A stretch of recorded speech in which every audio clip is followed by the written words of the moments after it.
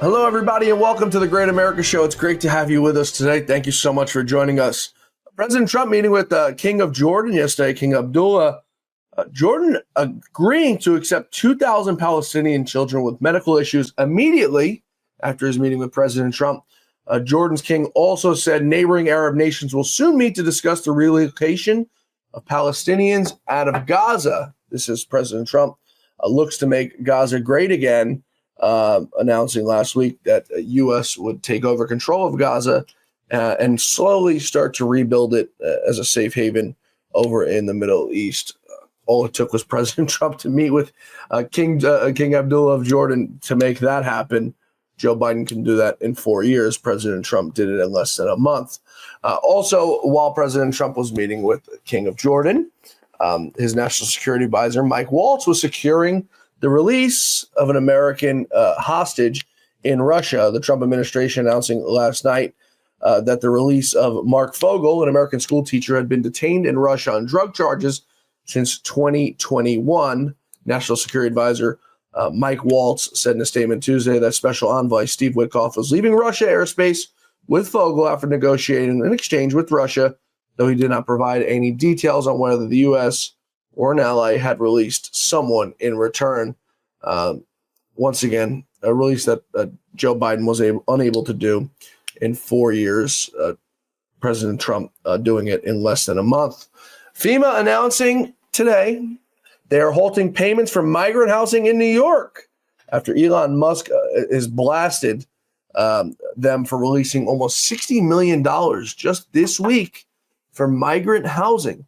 Now, get this. Mayor Eric Adams, the newly pardoned mayor of New York, came out over the last 6 months or so and is vehemently against illegal immigrants now, all of a sudden, after saying they're more than welcome to come here.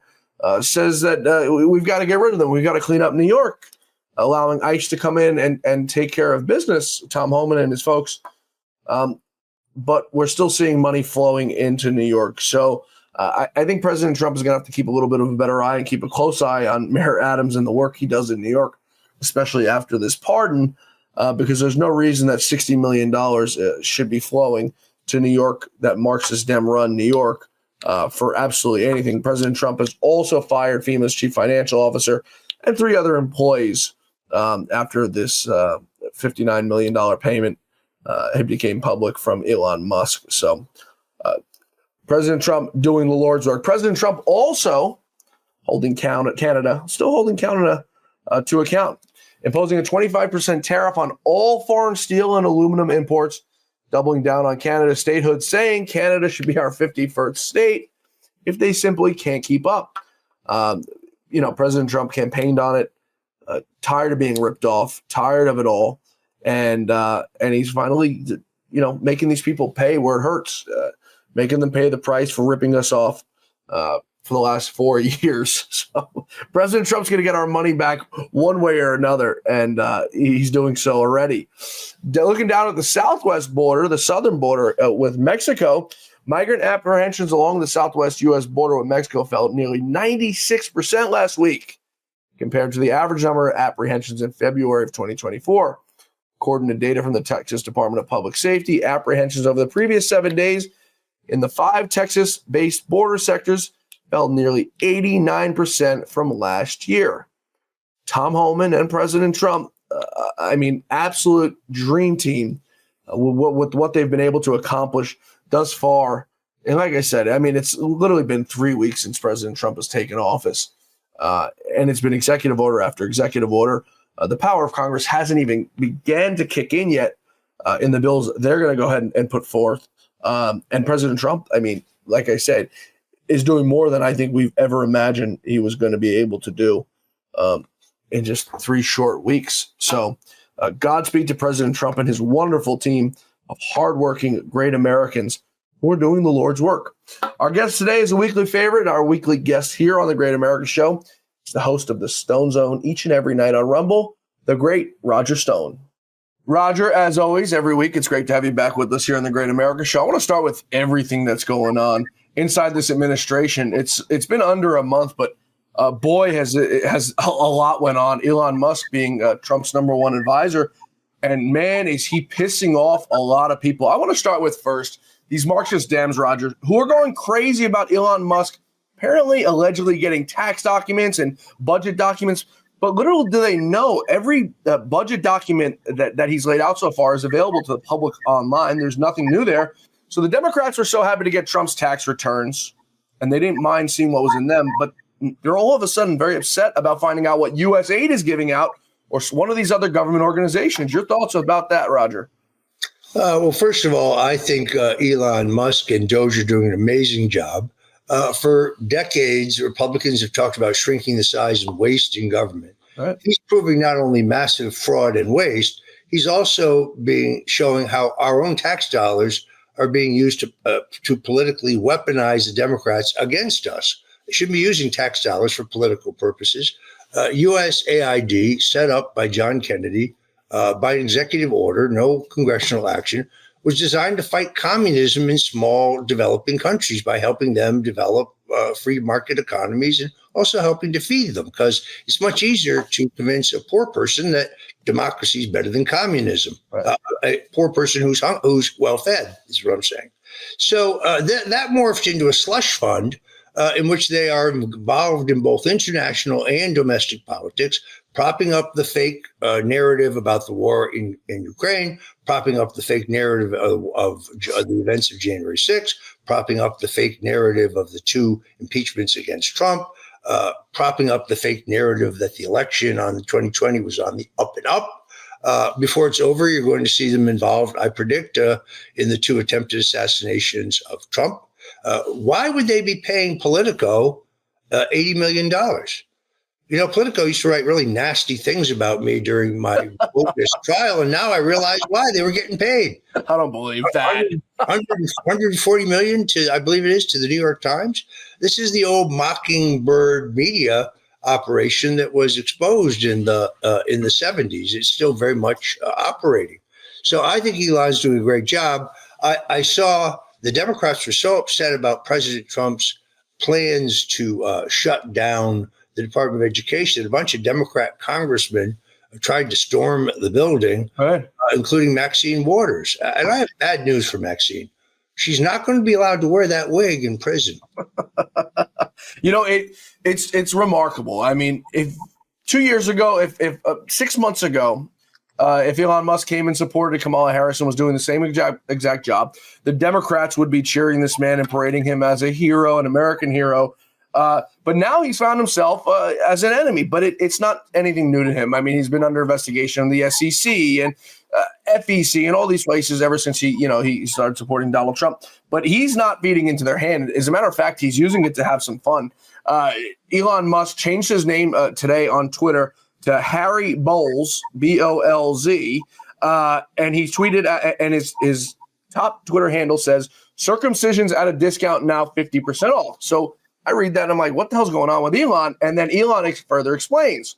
One of the things that USAID was doing was offering free circumcisions throughout the world, but charging U.S. taxpayers ridiculously high prices. I decided to compete for business.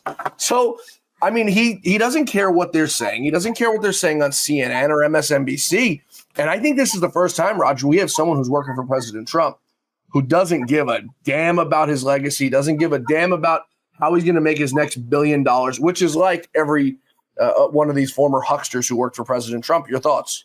Well, maybe I should invent another Stone's rule when I do volume 2 of my book. Never pick a fight with a billionaire who has one of the largest communications platforms in the universe. This guy, first, he's funny. He's sarcastic. He's brutal. He's committed. Look, what choice did he have? They have 9 active investigations on him and his businesses by the Biden administration. That's all weaponization. That's all lawfare. He didn't do anything wrong. He has platoons of lawyers to make sure he does everything exactly right. They hate him because he's an innovator. They hate him because he's come out for Donald Trump. They really hate him because he exposed the mass censorship not just on his platform, but on all of the other platforms, which is a violation of our First Amendment rights. And you can see them trying to make, calling him President Musk and co-president Musk. This is an effort to appeal to the ego of Donald Trump, who's not a man without ego. But I've talked to the president. He thinks Elon's doing a great job. And I agree with that. So wait till you see how much more we find out. This is just the beginning. He announced he's going to audit the Federal Reserve. That made Ron Paul happy. Yeah. And you know what? Elon Musk is not – he's different than some of the other people President Trump had around him in the first go-around, such as someone like Steve Bannon, who's, declared himself President Trump's brain, the mastermind of everything Trump. Whereas Elon Musk is the smartest man in the world, the richest man in the world. I don't have to keep going and saying all that stuff, who seems to be operating independently. And if President Trump felt at any time he was stealing his sunshine, Trump would say, okay, let me distance myself. Trump has only brought him further in now, allowing him audit power inside of Doge, allowing to hire some more people, 45 auditors, I believe. But the issue they're running into now is something that we've seen, Roger, for the last 10 years, activist judges, people who want to save the day, who think that, they're the Lord and Savior, but they're a bunch of idiots. The Trump administration defying them, saying, we don't care, go to hell. Are you surprised by this? I'm extremely surprised by it, and I love it. Well, I mean, first of all, we have co-equal branches of government. No place does it say that the judiciary branch has superiority over either the executive branch or the legislative branch. The judicial branch has acted like that is not the case. Right. If the judge orders, let's say, some specific action, it has to be taken. It has to be carried out by executive branch agencies like the FBI and the Justice Department. So I think you get a judge who makes a ruling that says the Treasury Secretary, the Secretary of the Treasury of the United States, is not entitled to have the records of the U.S. Treasury Department. That judge is clearly insane, and he has no basis for that decision. So I don't know how this works out. I only know that the hard left is in retreat. Their entire DEI woke globalist culture is on the run, and they know it. And I don't know why they're surprised. Here's why. Everything Donald Trump is doing, every single thing he's doing, is what he said he would do in the campaign. Right. This isn't a surprise. Right. What's a surprise to them was that he won because they thought they could cheat and steal their way through another election, and they failed. And therefore, all the data. I mean, for example, we learned yesterday that the John F. Kennedy assassination document archive that the president ordered declassified, there's a bunch of documents in the control of various government agencies that aren't in the archive that will be very revealing, I believe. The bureaucrats hid them there. So it's just a perfect example of how the deep state operates. So these are people who were elected by no one, but who have infiltrated every branch of government, as well as the think tanks and the defense contractors and academia. And they have groupthink. And right now, their side is losing and losing badly. No, it's not Trump who was a threat to democracy. It was you who censored our free speech that were a threat to democracy. No, he's not becoming a dictator. He's carrying out his constitutional duties as tightly described in the U.S. Constitution. They just can't get over it. Yeah, and I think it was 2,400 pages of the JFK files that are, like you said, nobody really knows what's in them. What can they possibly be hiding? But like you said, I think it'll shed a little bit further light. I think we all know what happened. You know better than anybody what happened, who killed JFK and why they killed him. The crazy thing to me is the whole activist judges, which, like I said, it's driving these Marxist Dems crazy. What they don't realize is they're getting just a tiny taste, Roger, of their own medicine. I mean, John, I saw it firsthand. The judge in my case in Washington, D.C., where I was subjected to a Soviet-style show trial on cooked up process crimes, because in Robert Mueller's own final report, which there had to be a lawsuit to get them to release this, he admits that he had found no evidence of Russian collusion, WikiLeaks collaboration, or any other crime on my part. But the judge in that case withheld exculpatory evidence from my lawyers. When we asked for the Mueller's final unredacted report, she denied it to us, saying she would read the entire report and give us the sections that were relevant. She failed to give us the section in which Mueller admitted he had no evidence against me. So these D.C. judges, look, there's an answer to this right off the bat. Speaker Johnson should have the oversight committee have field hearings around the country, and they should subpoena those who got preemptive pardons. They cannot refuse to testify. We saw what happened to Bannon and Navarro when they did that. Yeah. And they cannot plead the Fifth Amendment because they're pardoned. That's the law. And if they perjure themselves, well, then they can stand trial, where the field hearing is held, like in Mississippi, for example, as opposed to D.C., where you'll never get an honest trial, an honest judge, an unbiased judge, or a fair jury. That is the biggest barrier to prosecuting people who did egregious things in the last 4 or 8 years. But look, I don't think Trump is about retaliation or revenge. I think he is about having one standard of justice, about rebalancing the scales of justice. So you have a non-political, unbiased Justice Department making judgments based on the words in the law, not their political targeting. Right. A few things there, and you mentioned perfectly so about the crimes possibly committed. I spoke with Garrett Ziegler. He's the founder of Marco Polo, the man who wrote the few hundred-page Hunter Biden laptop. And I asked him, I said, Garrett, did you write this thing on your own? He goes, every single page of it. And we start talking about things, and he could tell me what page it was on just off the top of his tongue. And he had said to me exactly what you said. There's some crimes that Hunter Biden had committed in Arkansas where the statute of limitations still haven't expired, where he can be charged down there. Like I was saying before, the Democrats now are getting a taste of their own medicine, but it's not, because there's no retribution here. President Trump hasn't started going after anybody. He hasn't mentioned Hunter Biden's name once. He hasn't mentioned Joe Biden's name once. He hasn't mentioned Hillary Clinton's name once. The whole retribution thing is down the drain. What he's doing is truth, justice, in the American way. He had told us he's getting rid of the Department of Education. He had said he was going to look to cut funding anywhere he possibly can. Why are they so against cutting funding? I mean, can they make it any more obvious, Roger, that they're getting some sort of kickbacks or some sort of monetary benefit from having U.S. aid spending all this money across the world? No. So what they do is whether it's Norm Eisen or Weissman, Andrew Weissman, the most corrupt prosecutor in American history, or whether it's Jamie Raskin, the communist congressman from Maryland, screaming about lawsuit. Go ahead and file all the lawsuits you want. The Justice Department will be there to make a motion that it be dismissed, and it will be baseless. You're challenging the executive authority the president has laid out in the Constitution. It's really pretty simple. But they can't stand the fact that they don't have the power anymore. They abused the power when they had it. Donald Trump is using the power constitutionally for what it was meant for.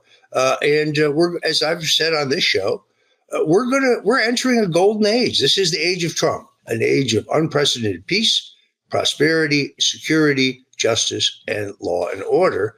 And the president has a very solid plan moving forward. Now Elon's going to audit the Federal Reserve. I've thought this was a good idea for 30 years. So it's exciting. It's a great time to be alive in America. By the way, I don't agree with every single thing the president does. Yesterday, he announced that that his DOJ was dropping the charges against Eric Adams. Roger, we're gonna take that. I want to use a whole segment on this, actually. Right. So let's take a quick break here. When we come back, I want to talk about that President Trump pardoning Eric Adams and another Democrat, Rod Blagojevich, who some could even argue was the inception of the deep state targeting. We're coming right back with Roger Stone. Folks, stay with us. I'm excited to announce that we're having our first ever mega sale on overstock clearance and brand new products. For example, save over 50% on this season's flannel sheets. Queen size only $59.98. Kings only $69.98. They sell out fast every year, so order now. Save 20% on our brand new My Crosses. They're designed in the likeness of the one I've worn every day for over 20 years. They come in men's and women's, and they're made right here in the USA. Get our 2025 six-piece My Towel sets for only $29.98. Our initial quantities are extremely low, so get them now before they go.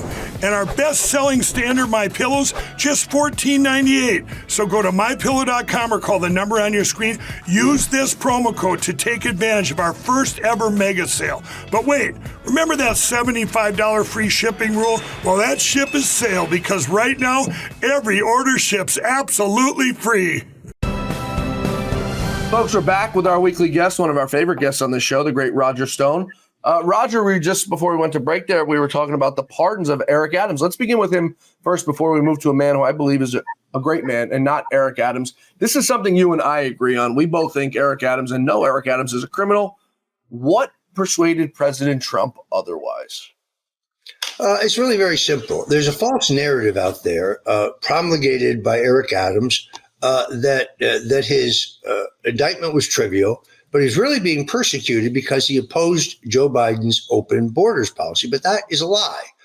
He was a full-throated advocate for New York being a sanctuary city. He said illegals would always be welcome. Yep. As late as 2019, I believe it was, he was calling Trump an idiot and a moron. He is now suddenly, out of the blue, he's deeply concerned with the way the January 6th victims were treated. Look, this is really very simple. He took $100,000 from Turkey, illegal money. He allowed the Turks to inhabit a building in Manhattan that didn't have an occupancy permit, and they didn't get one because it would cost millions of dollars of upgrades to the building to get one. He took that money, he gave it to straw donors, Americans, who then submitted it to New York City's campaign finance matching fund program at an 8-to-1 level. So he took $100,000 and he turned it into $1 million. There are 3 additional unsealed indictments that were filed this past Thursday against him. We don't even know what's in them. They're sealed for reasons of national security, which tells me he took more foreign money. So the idea, I saw Tim on Fox saying, they bumped his ticket up from coach to first class on Turkish Airlines and he got an extra Bloody Mary. No, the charges against him are quite serious. And the narrative that he was politically targeted is nonsensical. But here's the real problem. Letitia James did the same thing.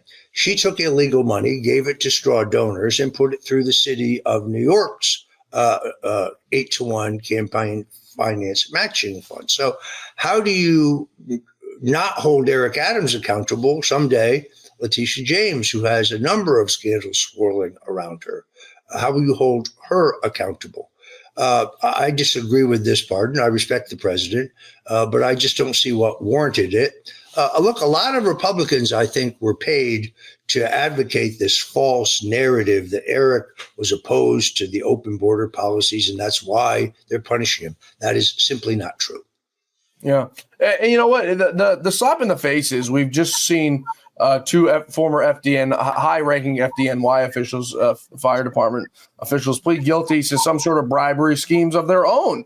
Those guys will be going to jail. Now, I'm not justifying what they did. Obviously, they committed a crime and they'll go to jail. But just because they don't have the name Eric Adams, it means that they are treated differently. When Eric Adams should have been given the book and tried just like everyone else should. And President Trump, in my opinion, like I always say, I agree with him on 99% of the things. This is 1% of the time I don't agree with him. He should know better, President Trump, because he went through it. A man who was actually innocent, a man we know is actually innocent, a man who's been persecuted for 10 years, Roger, and for him to just make it disappear, it just doesn't sit right with me, especially with Eric Adams. It's truly mind-boggling how he's going to get off. You had mentioned as early back as 2019. How about what we're finding out this week about the FEMA spending $59 million in New York on luxury hotels for illegals, skating the payment by trying to get it by Elon Musk. Little did they know the man's a friggin' hawk. This is last week, $59 million for FEMA for illegals. Eric Adams swears he wants the illegals out. Who's telling the truth here? Well, Eric Adams located these migrant shelters in stable working class neighborhoods in Staten Island. He put one next to a Catholic girls' school, for example. So, look, he's a fast-talking fraud. I don't think that he merited this. The other good news, though, of course, is that the president pardoned former Illinois Governor Rod Blagojevich. Now, it's important to understand the Blagojevich case. He was prosecuted essentially because he refused the orders of Barack Obama to appoint Valerie Jarrett to the U.S. Senate seat that Obama was vacating to become president. Right. And they claimed that they had an audio tape from a wiretap that would prove this, but they never played the tape. Rod's defense was quite simple. I didn't do that. I did nothing criminal. Play the tape. But they would never play the tape.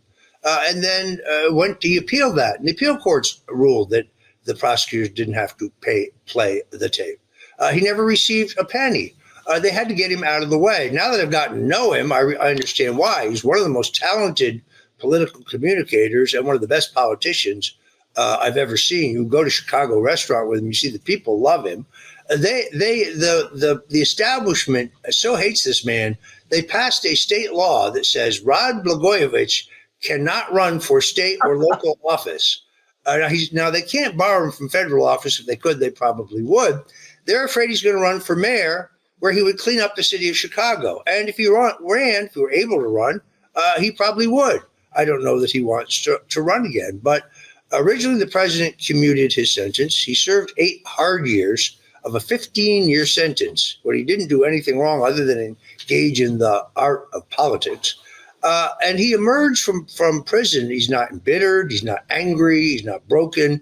I think it deepened his faith in Christ.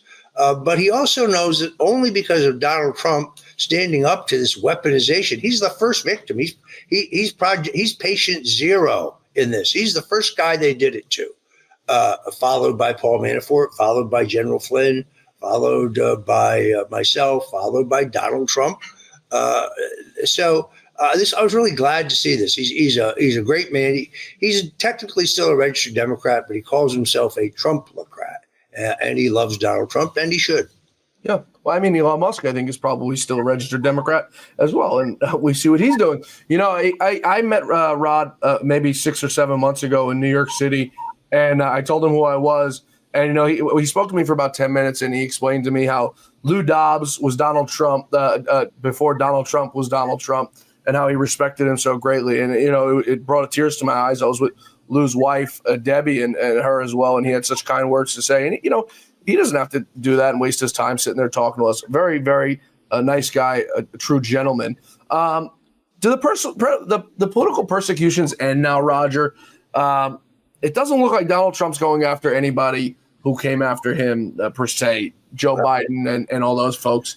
And you know what? There's bigger fish to fry. I wish he would go after them. I understand why he's not. He's got an agenda, and he's holding to that agenda, and I respect him for that. I'm a little bit of the opinion where he should be going after these people. Whatever. Bygones are bygones, I guess, in his eyes. Do the political persecutions stop now?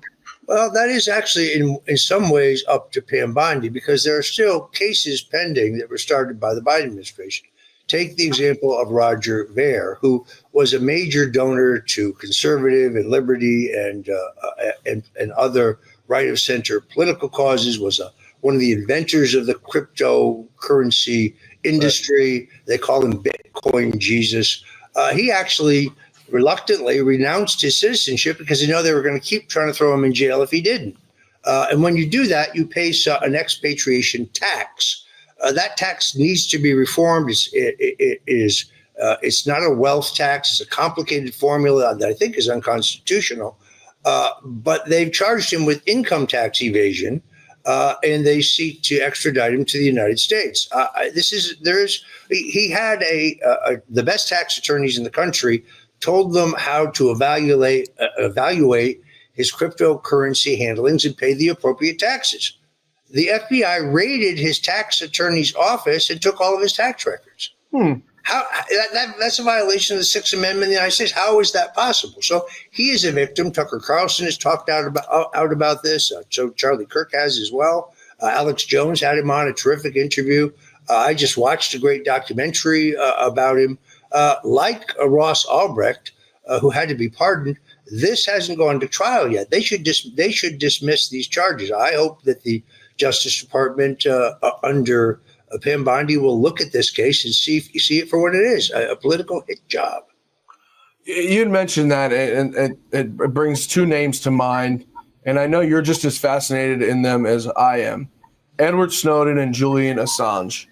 What holds President Trump back from bringing these guys to America, giving them full pardons or whatever process needs to be played out so that they're never charged in America, and getting to the truth about how Assange got the documents he got? Who gave them to him? Was it the DNC? Because I think it was the DNC. Who killed Seth Rich? The list goes on about the things that Assange knew. What stops President Trump from bringing him in? And what stops President Trump from bringing in Edward Snowden, a man who blew the whistle that Americans were being spied on? I think the answer is quite simple, and that is at this point he is held back by the rhino wing of the party who still believes the neocon storyline that Edward Snowden, as we saw in Senate here, is a traitor and a criminal and should be prosecuted. They say that because he exposed their corruption. The criminal is General James Clapper. He's the one who testified under oath that there was no metadata collection program operating on Americans. Where is he now? Teaching ethics at Vermont College, and he's got a talking head gig at CNN, which nobody's watching. There's the guy who should be in jail right there. He lied about something material under oath. But as you saw in the hearings, senators demanding that Tulsi Gabbard say that Snowden's a criminal, he should never be pardoned, and he should be further prosecuted. And she refused to say that because she doesn't believe it. So you still have a bunch of people in our party. These are the same people who said, let Robert Mueller do his job. He's just trying to do he's a solid guy. No, he was a shell of a man, and that whole thing was a partisan witch hunt. But we had Republicans who say, you must let Mueller finish his work. I mean, that's your biggest problem, is that people buy the old mainstream, lamestream, legacy media narratives about these things. Julian Assange is a journalist. What are his sources? The New York Times doesn't tell you who their sources are. The Washington Post Catherine Herridge sources are. The Wall Street Journal doesn't tell you who their sources are. Has anything he's ever published turned out to be inauthentic, not real, a forgery, or a nope? No, not a thing. So what is his real crime? His crime is not receiving anything from the Russians. There's no evidence of that. You can say it as many times as you want. There was no Russian hack of the DNC. One of the prosecutors said in a surreply that the government had additional evidence of that, but they couldn't supply it to the court because it was classified as a matter of national security. That means they don't have it because it does not exist. All the forensic evidence supplied by Bill Binney, the top counterterrorism IT guy in the CIA, and all the actual forensic evidence shows that whatever was stolen from the DNC was loaded to a portable drive and taken out the back door by someone. Was it Seth Rich? We don't know. But again, that false narrative that the DNC was hacked continues to persist today, and half of the people in America still believe it because they've heard it and they've never heard the truth. Yeah, and nobody cares to know the truth. You mentioned sources. Look what they did to Catherine Herridge at CBS. They tried to ruin her life for not disclosing sources. Journalists do their job based on a large part of anonymity, Roger. That's just what it is. It's the nature of the business. People got to understand that. I want to take a quick break here, Roger, one more break, and come back. And when we come back, I want to take up Tulsi Gabbard. I want to take up RFK Jr., and I want to take up Kash Patel. It's the three holdovers that we're waiting to be confirmed. They say tell us any day. We're coming right back with the great Roger Stone. Folks, stay with us. I'm excited to announce that we're having our first ever mega sale on overstock clearance and brand new products. For example, save over 50% on this season's flannel sheets. Queen size only $59.98. Kings only $69.98. They sell out fast every year, so order now. Save 20% on our brand new My Crosses. They're designed in the likeness of the one I've worn every day for over 20 years. They come in men's and women's, and they're made right here in the USA. Get our 2025 six-piece My Towel sets for only $29.98. Our initial quantities are extremely low, so get them now before they go.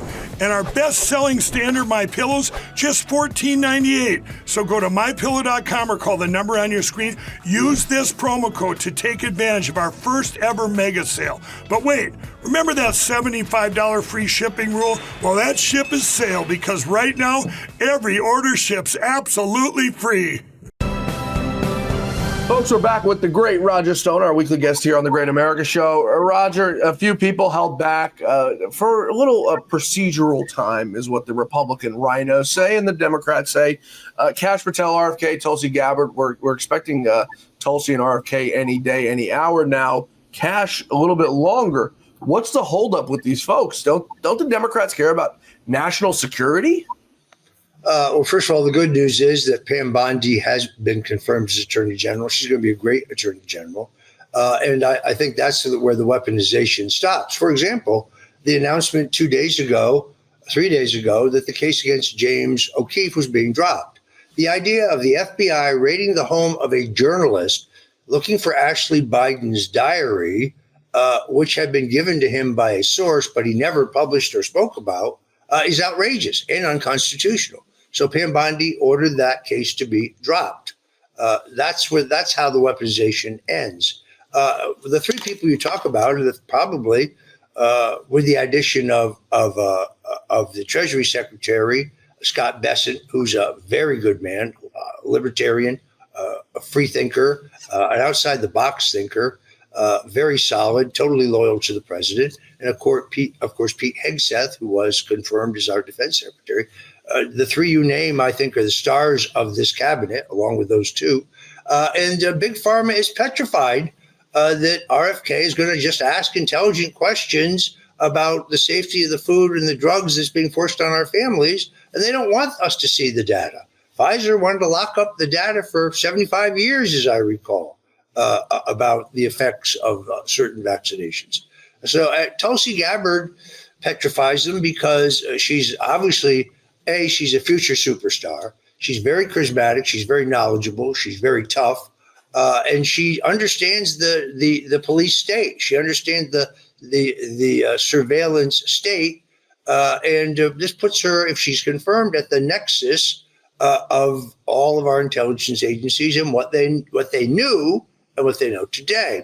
And that makes them very disturbed because that's a position that must be controlled by the deep state if their various cover-ups are going to continue. So they smear her. They say, well, she went and met with Assad. The first person to meet with Assad. Mm-hmm.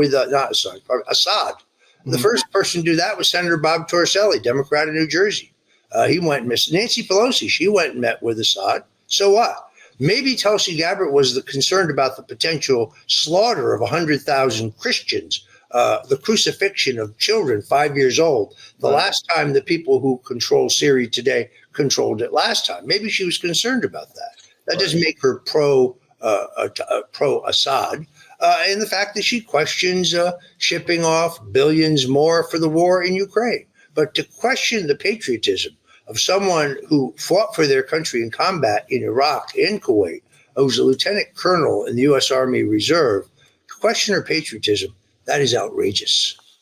Since when is it bad to meet with world leaders? I mean, if Trump meets with Kim Jong-un, whatever, we'll turn to Vladimir Putin because he makes a little bit more sense, a little bit more relevant right now. But if President Trump talks or meets with Vladimir Putin, it's like the end of the world. Why are you talking to this man? What's wrong with you? Are you a puppet? It's illogical. It seems to me, look, Trump told me that when he first became president in 2017, he had a private meeting with Bill Clinton. And of course, he had that White House meeting with Barack Obama. And they both said to him, your biggest single problem is this madman, this dictator in North Korea. And Trump said, well, really, what's he saying? And they said, saying? Well, what do you mean? He said, well, when you talk to him, what does he say? Well, we're not talking to him. And Trump said, well, wouldn't it be smart to have a dialogue with him, kind of figure out where he's coming from, maybe what he's up to, try to change his mind? No, that would be very dangerous. Well, I mean, you've seen this where he will talk to enemies because he wants to size them up and he wants to try to tamp down the tensions between our countries. North Korea put their nuclear weapons development program on hold after he went to that country. They turned it back on when Joe Biden, who they saw correctly as a patsy, became president. So it's very hard to understand the fact that we have no negotiations going on under Biden to end the war between Ukraine and Russia. The Ukrainians are ready to negotiate, but the U.S. State Department under Blinken won't let them do it. Yeah. The other thing is, as you mentioned, the media, I think Donald Trump is getting a little bit more of a fairer shake this time around, because I think he's defeated literally, Roger, everybody. I mean, he's defeated CNN, MSNBC. You look at the hosts who have since resigned or been fired, Don Lemon, I mean, Chris Wallace, just a slew of people who have just been defeated by President Trump. But it's not just the media, it's the American people. Trump's approval rating in the first 3 weeks, according to Nate Silver's 538, in 2017, his first 3 weeks, 44.3% approval. Disapproved, 49.4%. Fast forward now to 2025, Roger, the first 3 weeks, his approval rating is 49.4%, so almost 50% of the country approves, with a 5.1 positive spread from the same point. And he's doing way more, we'll call it radical things in the eyes of the Marxist Dems. Massive deportations, like he promised he was going to do. Shutting down government organizations, like he told us he was going to do. Not radical in my eyes, but radical in the eyes of the Democrats. He's done, I think, far more in this first 3 weeks than maybe he did in his first year in 2016, 2017. Your thoughts? Look, in a strange way, I think he's going to be a much greater president than he was in his first term, for the fact that they denied him re-election in 2020 when he should have rightfully been seated as president. I think it's hard to look back at the pain and the suffering of the last 4 years, but it has made him much wiser as to how the deep state operates, between the nexus between them. It's now proven. The fake news media is paid with your tax dollars to tell lies. It's proven. Elon Musk just proved it. The New York Times, Politico. Why are they getting millions of dollars from taxpayers? Perhaps it's to attack Donald Trump, or who knows, Roger Stone. So it is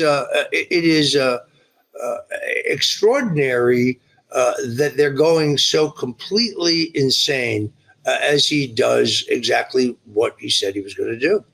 Yeah, it doesn't make much sense to me. Roger, as we wrap up here, a big fight coming up, and it's one that the Republicans haven't won in a very long time. It's a budget. The Republicans are going to now be in charge of putting together a budget. 12 appropriations bills, just like Mike Johnson promised us. The Democrats apparently saying they're not going to fight and go to a showdown on it. What's your thoughts? Does President Trump get through finally the first budget we've seen in like 20-something years? Well, I'm hopeful that happens. The difference between a caucus and a cactus. On a cactus, all the pricks are on the outside. Right. So we won't really know until we see what the Congress does. Mike Johnson, the speaker, has a very difficult job. Yeah. Half the guys in his caucus, half the people in his caucus don't want to do anything. They just don't want to do anything other than get reelected. Oh, the Oversight Committee has proof that the Bidens, Joe and Hunter and Jimmy and all the rest of them, they were taking massive bribes from Russia, from China, from Ukraine, from Romania. Don't prosecute them, just don't rock the boat. And then the other half are radicals, good people like Corey Mills, for example, and Anna Paulina Luna. Matt Gaetz was in this group when he was there. Tim Burchett from Tennessee.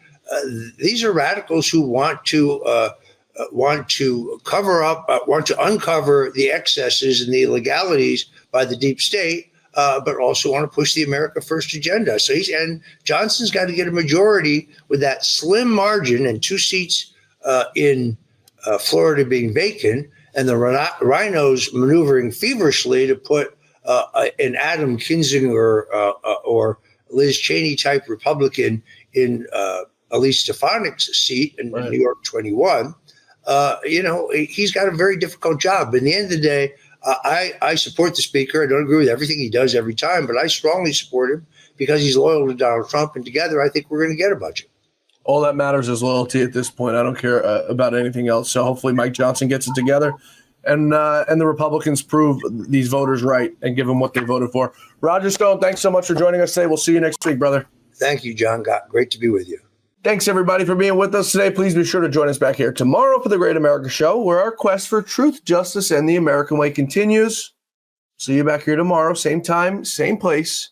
Until then, may God bless you, may God bless America, and may God bless the great Lou Dobbs. We'll see you tomorrow.